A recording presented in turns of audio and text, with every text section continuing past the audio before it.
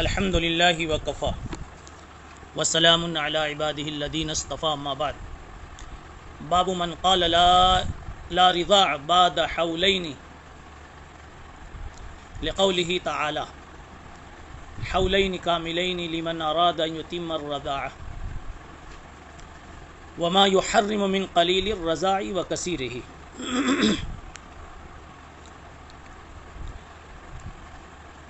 اس ترجمۃ الباب کے دو جزو ہیں۔ پہلا جزو ہے لا رضاع بعد حولین اور دوسرا جزو ہے وما يحرم من قلیل الرضاع وکثیرہ۔ گویا امام بخاری رحمۃ اللہ علیہ اس باب کے تحت میں دو مسئلے بیان کرنا چاہتے ہیں۔ پہلا مسئلہ یہ ہے، پہلا مسئلہ مدت رضاعت کا اور دوسرا مسئلہ ہے مقدار رضاعت کا۔ من قال لا رضاع بعد حولین، اس شخص کی دلیل کا یہ بیان ہے جس کا یہ کہنا ہے کہ 2 سال کے بعد دودھ پینے کی اجازت نہیں ہے یا دودھ پینے سے رضاعت سے حرمت ثابت ہوتی نہیں ہے،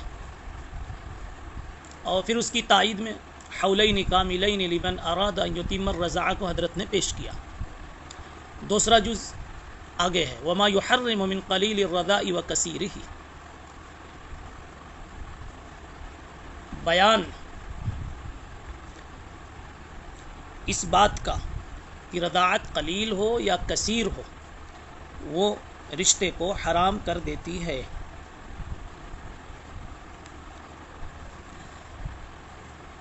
ان دونوں مسئلوں میں علماء کا کچھ اختلاف ہے۔ پہلا مسئلہ، مدت رضاعت کتنی ہے؟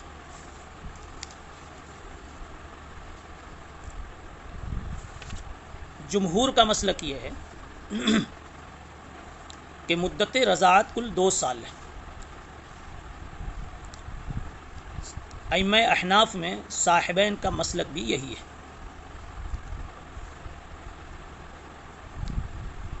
یہ پہلا قول ہوا۔ دوسرا قول امام مالک رحمۃ اللہ علیہ کا، ان کے نزدیک مدت رضاعت 2 سال 2 ماہ ہے۔ تیسرا قول امام ابو حنیفہ کا ہے، وہ فرماتے ہیں مدت رضاعت 2.5 سال ہے۔ چوتھا قول امام ظفر رحمہ اللہ کا ہے، ان کے نزدیک مدت رضاعت کل 3 سال ہے۔ البتہ ایک 5واں قول بھی ہے، علامہ ابن حزم ظاہری کا۔ ان کی تحقیق ہے کہ رضاعت کی کوئی مدت متعین نہیں ہے، بلکہ رضاعت بچپنے میں ہو یا بڑے ہونے کے بعد ہو، ہر حال میں اس سے حرمت رضاعت ثابت ہو جاتی ہے۔ البتہ انہوں نے ایک شرط یہ لگائی ہے کہ دودھ پینے والا بچہ براہ راست منہ سے ثدی کو چوسے۔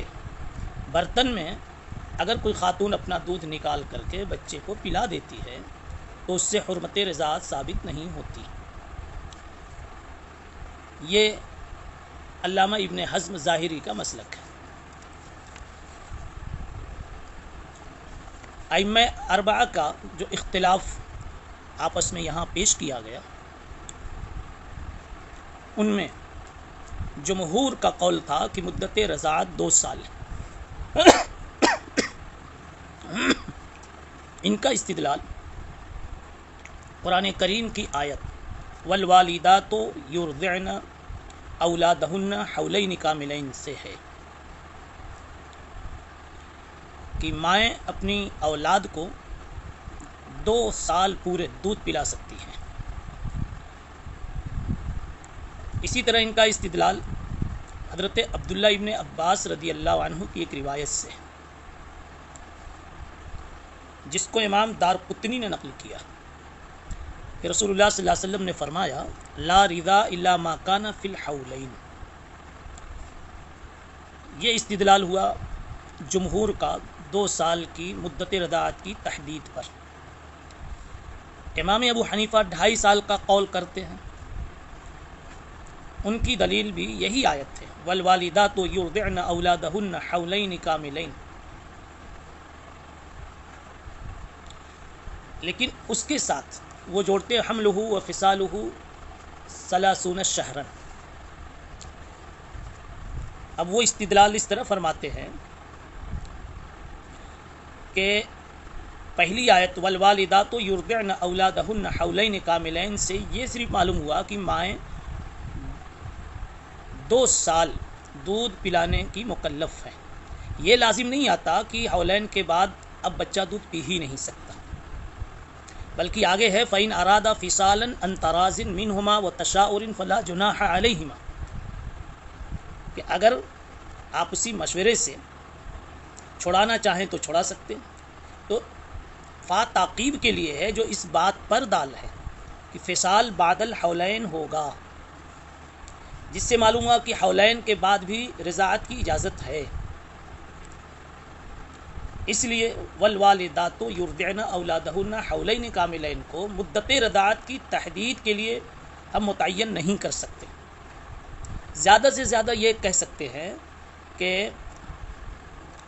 صاحب اولاد پر یعنی باپ کے ذمے مرضیہ کا نفقہ 2 سال تک محدود رہتا ہے، 2 سال کے اندر ہوگا، اس سے زائد نہیں. تو اس آیت سے تو اشارتاً یہ بات امام ابو حنیفہ نے سمجھی فَإِنْ أَرَادَ فِصَالًا عَنْ تَرَاضٍ سے کہ 2 سال کے بعد بھی مشورے میں اور آپسی رضامندی میں اگر طے ہو تو بچہ دودھ پی سکتا ہے. اور پھر اس کو مؤید کیا امام ابو حنیفہ رحمہ اللہ نے اپنی دوسری ایک آیت سے وَحَمْلُهُ وَفِصَالُهُ 30 شہرًا سے. اس میں 2 چیزوں کی مدت بیان کی گئی، 30 مہینہ، اور 30 مہینہ 2.5 سال کو کہتے ہیں. تو 2 چیزوں کی یہ مدت ہے، تو یہ تقسیم نہیں ہے بلکہ دونوں کی استقلالاً علیحدہ یہ مدت ہے. تب اس سے 30 مہینے میں دودھ چھوڑانے کا حکم مستفاد ہوتا ہے، لہذا 30 مہینے تک دودھ پینے کی اجازت نکلی. اب رہ گئی بات حمل کی، کہ حمل کی اقل مدت تو 6 ماہ ہے.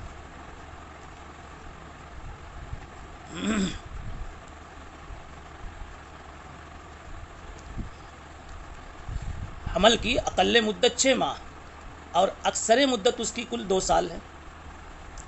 تو پھر احناف نے حمل کی مدت میں 6 مہینے کی کمی کہاں سے کی؟ اس کا جواب یہ ہے کہ حمل کے مسئلے میں حضرت عائشہ کی ایک روایت پائی گئی جس سے مدت اس کی کم ہو جاتی ہے. عائشہ کی روایت میں ہے کہ لا یکون الحمل اکثر من سنتین قدر ما یتحول ظل المغزل، 2 سال سے زیادہ بچہ ماں کے پیٹ میں ایک چرخی کے گھومنے کے برابر بھی زائد نہیں رہ سکتا. اس سے معلوم ہوا کہ اکثر مدت حمل کل 2 سال ہے. لیکن اس پر ایک اشکال ہوتا ہے کہ یہ تو خبر واحد ہے، خبر واحد سے کتاب اللہ سے جو 30 مہینہ نکل رہا تھا، حمل کا مسئلہ بھی، حمل کے مسئلے میں 2.5 سال کی مدت جو نکل رہی تھی وہ کیوں کر کم ہو گئی؟ خبر واحد سے کتاب اللہ پر نہ تو زیادتی جائز ہے، نہ کسی قسم کی اس میں تغییر جائز ہے. اسی بنیاد پر علامہ انور شاہ صاحب رحمۃ اللہ علیہ نے فرمایا ہے کہ صاحب ہدایہ نے یہ جو استدلال پیش کیا جو ابھی سنایا گیا امام ابو حنیفہ کے تعلق سے، یہ استدلال رقیق ہے.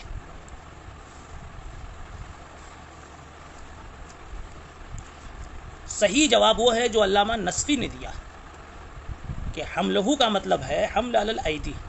گویا آیت میں یہ بیان کرنا مقصود ہے کہ مدت رضاعت 2.5 سال ہے، جو عادتاً بچے کو گود میں اٹھانے کا بھی زمانہ ہے.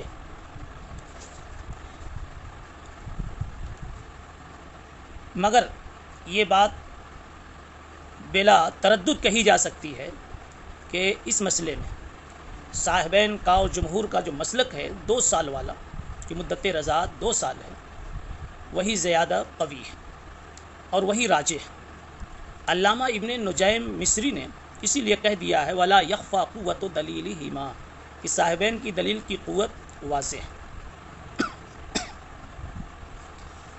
یہاں ایک دوسرا مسئلہ تھا مقدار رضاعت کا، کتنی مقدار میں دودھ پینے سے رضاعت ثابت ہوگی، اس میں بھی چند مذہب ہیں، 4 مذاہب اس میں بھی پائے جاتے ہیں۔ پہلا مذہب حضرات احناف، امام مالک، سفیان ثوری، امام اوزاعی وغیرہ کا، یہ فرماتے ہیں کہ علی الاطلاق رضاعت محرم ہے، خواہ قلیل ہو یا کثیر، یعنی ایک قطرہ بھی پی لیا جب بھی حرمت ثابت ہو جائے گی۔ دوسرا مسلک یہ ہے کہ کم از کم 3 رضاعت ہونی چاہیے، اس کے قائل داؤد ظاہری، اسحاق ابن راہویہ، امام احمد ابن حنبل، یہ حضرات۔ تیسرا قول جس کے قائل امام شافعی اور ایک روایت کے مطابق امام احمد رحمہم اللہ، یہ دونوں حضرات، وہ یہ کہ 5 رضاعت سے حرمت رضاعت ثابت ہوگی، 5 رضاعت۔ چوتھا مسلک حضرت حفصہ اور حضرت عائشہ رضی اللہ تعالی عنہما کا، یہ 10 رضاعات کا قول کرتی ہے کہ 10 رضاعات سے کم میں حرمت ثابت نہیں ہوگی۔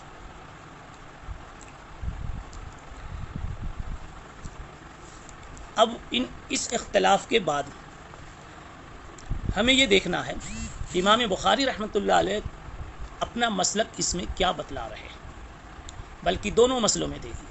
پہلا مسئلہ مدت رضاعت، اس میں امام بخاری رحمۃ اللہ علیہ جمہور کے ساتھ ہے، اس لیے کہا لا رضاع بعد حولین، اور اسی آیت سے استدلال کیا جس سے جمہور نے 2 سال کی مدت پر استدلال کیا تھا۔